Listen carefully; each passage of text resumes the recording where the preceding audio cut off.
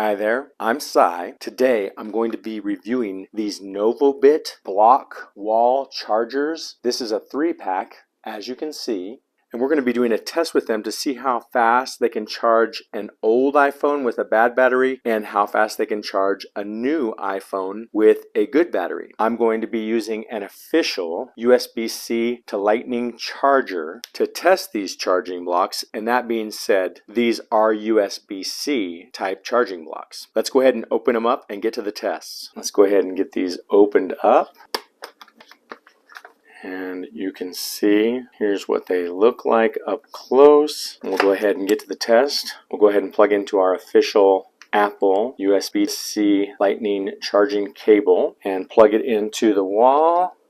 And you can see I've got a timer set here. We're going to go for 5 minutes right now. This is at 76% charge, and it is an old iPhone battery. So this is not going to be the same as if you were charging a newer iPhone, but I will charge my new iPhone too and see how fast it charges or how many percentage points it goes up in 5 minutes for it. Let's go ahead and plug it in, and we'll start our timer and see what kind of a charge we can get in 5 minutes with this particular charger. Alright, so we're getting close here to the 5-minute mark, and so far we are at 84% from 76%. I'm also going to be giving these charging blocks to my family members and letting them use them for a couple of weeks just to make sure that they're still working after a couple of weeks. But these are pretty highly rated, meaning they've gotten good reviews, and it might be because they're not high priced, and it might be for another reason.